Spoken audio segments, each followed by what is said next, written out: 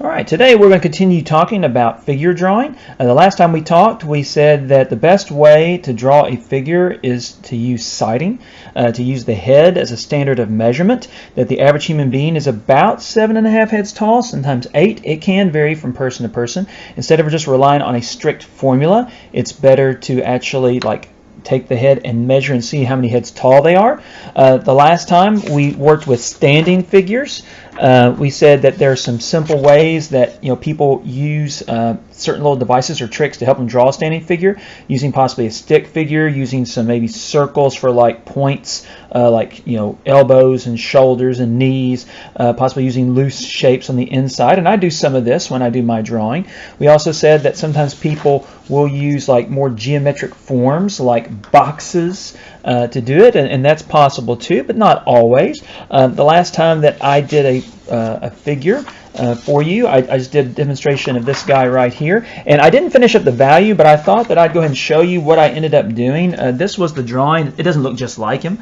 That wasn't really my goal, but when you look at him, you're going to see that there is a significant amount of shading that I worked into it. Now, sometimes when you're working from a color photo, it's kind of harder to see the value. So if you take the image and translate it into maybe a grayscale, and you can do that in some computer programs, you can find areas that are darker. For instance, maybe the inside of the legs, because the leg is a rounded form. So going to the inside, making those a little bit darker can be helpful. You can also see that under the arms. Some places I had to exaggerate a little bit of shadow just to make it look round, because again, this was just a color photo. It wasn't done in black and white. It wasn't intended to have a really high contrast. But let's try to find edges. I worked in significant value. Some places I used blending. Some places I used just a little bit of hatch work on top of it. But as I worked through it, I try to contribute a significant amount of value, and this is something that if you have not done on your figure drawings, you need to go back and do to get full credit. So make sure that you're using significant amount of value. It's not just making black hair black, but it's also looking for how to make the arms look three-dimensional, how to make the chest or the legs look three-dimensional. Now today what we're going to try to do, we're going to try to do a reclining figure, a figure that is lying down. Some things will change when you're dealing with a reclining figure, okay? And one of the things that I want you to notice is that when you're dealing with a reclining figure, some things that are true aren't going to look true. For instance, we know that legs, if we look at the example we saw earlier when the guy was standing up, that legs are pretty long. They're several heads tall. Well, here, we've got the knee is right here, and here's the, here's the heel, so that's pretty realistic. But look how long the thigh is here, and look how short it is here. Well, it's because the knee is coming straight toward you. You're not seeing the reality of what's going on. This is a long part of his leg, but it doesn't look long compared to this side because of the angle. So you have to draw what you know, not what you see. Same thing if you had a reclining figure like this, same issue. You see a longer part of the thigh here, but here the thigh looks incredibly short because it's going back in space. It's kind of like Uncle Sam's finger, we want you. When the finger's coming straight toward you, it doesn't look as long as it is from the side. When it's coming straight toward you, it looks a lot shorter. So those are some things that we're going to have to watch out for when we're doing this figure today. Okay, so we're going to use basically the same concept that we used last time. We're going to use the head as a standard of measurement. Okay, so first thing I'm going to do, I'm going to take the pencil and I'm going to put my pencil tip at the top of his hair and my finger at his chin, kind of pinch it off. And I'm just going to kind of figure out how many heads long from elbow to head it is. And I've got 1, 2, 3, 4, 5, 6. About 6.5 or so.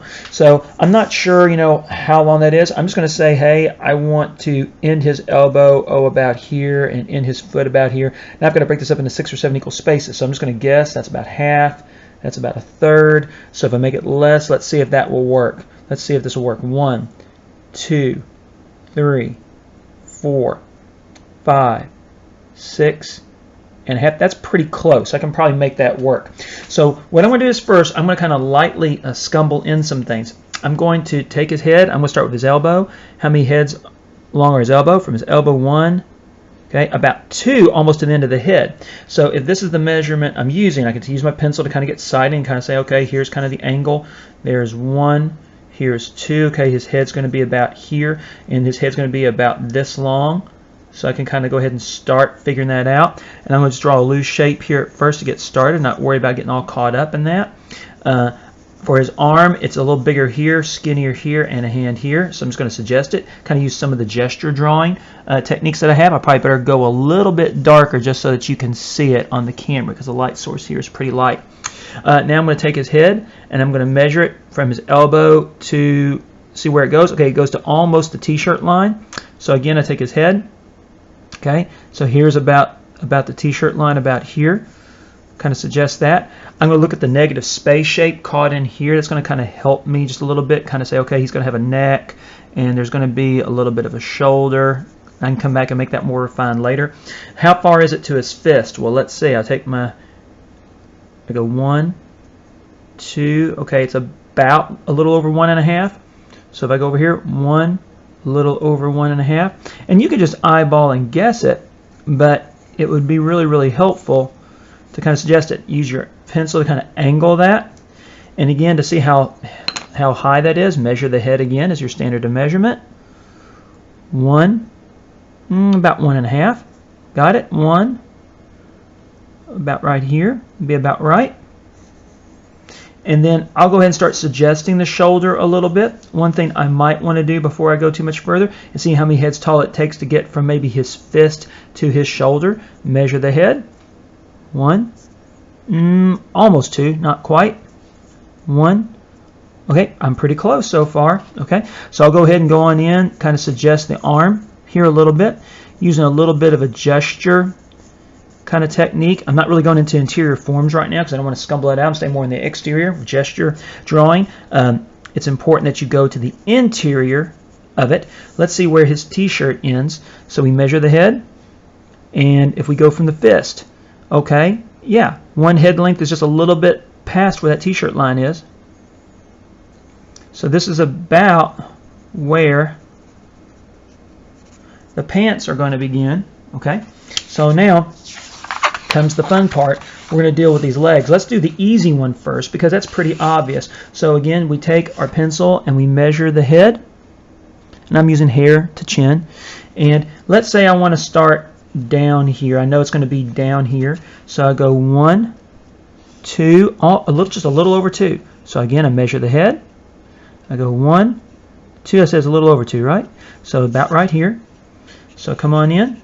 Suggest that. If I want to draw a circle there for that knee, that is totally fine to do that. I can sight the angle of his leg and kind of get that angle correct. Kind of lightly suggest that for now. Okay, the thigh is going to be pretty large. If I want to compare the thickness of this to his head, I can. Again, I go back to the head as my ruler. And if I come here, I'm going to see it's almost 1, not quite. Depends on where you're putting your pencil. So about right here. Now, we've got to deal with this foreshortened knee. That's what they call it when something's coming out at you. It's foreshortened. So it's pretty close. I can kind of see a round form here. So I'm going to go ahead and suggest kind of a round form here. But I'm going to double check and measure the distance from here to about this white negative space right here and just see if I'm in the right place. Again, go back to the head. Shirt, 1. Okay, not even 1.5. Not even 1.5. So I go from here. Here's the shirt, 1. Not even 1.5, probably about here or so is that negative space. So I'll go ahead and throw in some thickness here. I see that this is coming up. I'm looking at the contours. This is going up over here. So I come in up over here. It's curved a little bit. This is where they're coming together. Now I'm getting near the end. I can probably just go from here. I can see how much space I've got left. Let's double check and see how close I am. If I measure the distance from the shoe to that sleeve, okay, that's almost a head, almost exactly. So I go here. That's pretty close. I might be a tiny bit off. So I'm going to kind of halfway it, and I can always adjust it if I need to. So I'm just going to kind of suggest this. Notice the angle of the foot. Make it really, really loose at first. Pay this turn. There's a foot right here. Measure that. Now I've got it basically summarized. So now I'm just going to go in and kind of refine it a little bit more. So I look at the elbow. I look at the slant. I put the slant in. It doesn't have to be, really, really super smooth contours, but you can. I'll probably do the hands later because they're a little more detailed. Come on in. I look at the contours of what I'm drawing. There's where the shirt joins. I pay attention to the shapes. I don't generalize anything. You could even take your pencil and kind of, curve it on what you're going to draw before you draw it to kind of help you. Come in, get the shirt. There's the neck. Come around. Get under the sleeve. This fist, I can probably go ahead and suggest some of that. Pay attention to the angle changes here. There's the wrist. It's going to be thinner there. Comes on up. Thinner. Thicker as it comes to up to the forearm, up to the elbow. His biceps kind of big, so come in, curve that out. Curve that out. Look at the curve of the sleeve, copy that curve. The shirt's pretty tight fitting, so it'll go on over, down, and back. I can go ahead and suggest this. I want to suggest a couple of lines right now. I can just kind of say, hey, here's where the sleeves are going to go. I continue. If I can stack it up here, go underneath. This is going to be a significant dark line because of the weight. I don't have to darken it now, but that may help. Come over and again comparing the lines that I see. Okay. Here is, I'm just going to look at the dark, where the dark color meets the light color right now, and I'm not even going to think about what it is. I'm just going to draw the shape that I see. This is changing where the zipper is. It comes up. This leg comes up and over. Now I'm going to try to draw what I see here on the thigh.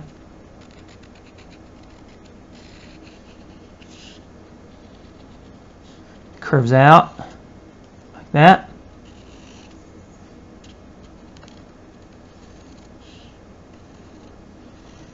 It's pants, so I can even use maybe even the seam of that a little bit if I want to kind of help me. I'll come in later and maybe do some more fancy. I can draw this little line a little bit coming in. Here is the thigh and the buttocks right here, so I come in. Get that. I'm going to look at this negative space shape. Focus on that. If I need to adjust it a little bit, I can to get the shape right. I'm going to avoid this area because that's the tough area. We're like that. If something's hard, we usually try to avoid it, don't we? But it's not always a good idea. Curve in, curve back out. Okay, comes into the large part of the leg, comes in. This is lower. Now I'm going to have to come in and deal with this area. So we might as well do it. So what I'm going to do first is I'm going to look at the value that's there. There's a curve right here, so I'm going to take it. I'm going to put it in. There's a little bit of a dark line there, even though I don't know what it is exactly at the moment. Put that in. There is a line curving from here that's going to kind of separate his leg, from his hips.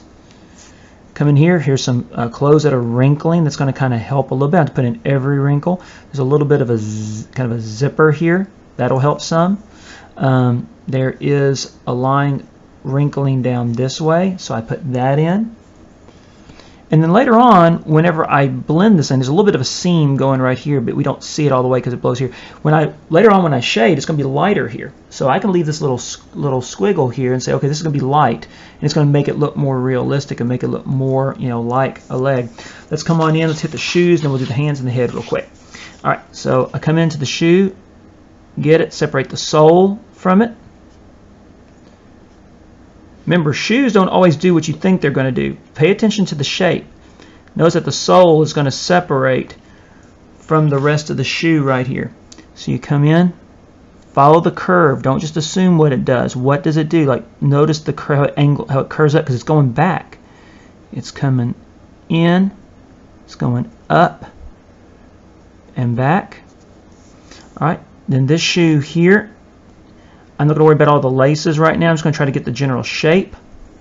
I'm going to draw just the shoe, not the sole of the shoe. It curves up, curves over. Then there's a change right here.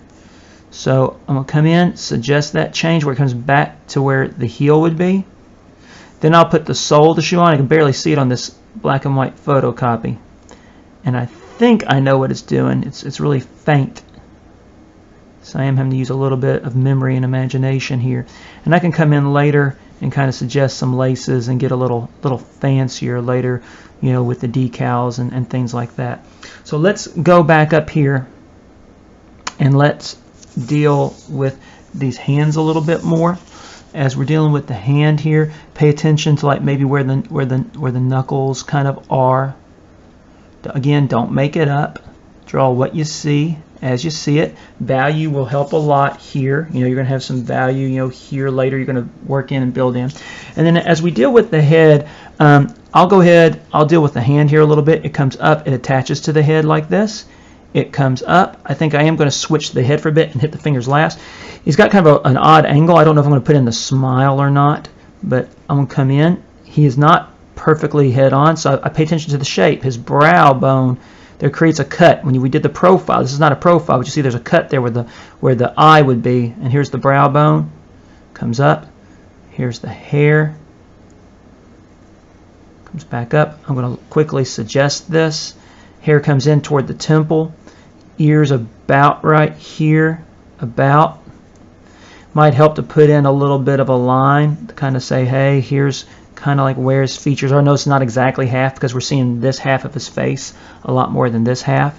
And then we can come in and we can kind of start working this. And we, you know, it's kind of hard to do lots of detail on faces when they're far away. But you know, we can come in and suggest it. Like when I went in on that other that standing portrait, I went in and changed some things. It's got a little bit of facial hair, so I'll play that up a little bit. Get that a little more precise. And again, what I'm doing for you is not a 100% finished drawing. It's just trying to get the idea. Now let's deal with the hand here. This image is a little blurry, but I'm going to do what I can with it. There is a little bit of a pinky coming down here, and it comes back.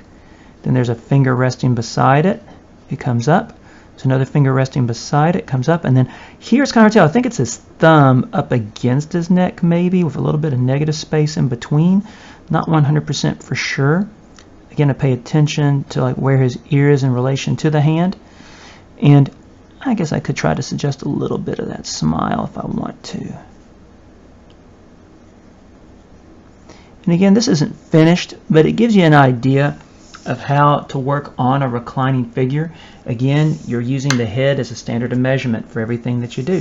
So when you do yours, not only are you going to start loose, use the head as a standard of measurement, start very, very loose, then go back and work on contours and some details, and then go in and start working in value to where you go from something that's like this to something that's shaded a little bit more like this. So anyway, I hope that was informative. I hope that's helpful. Best wishes as you draw, and we'll talk to you soon.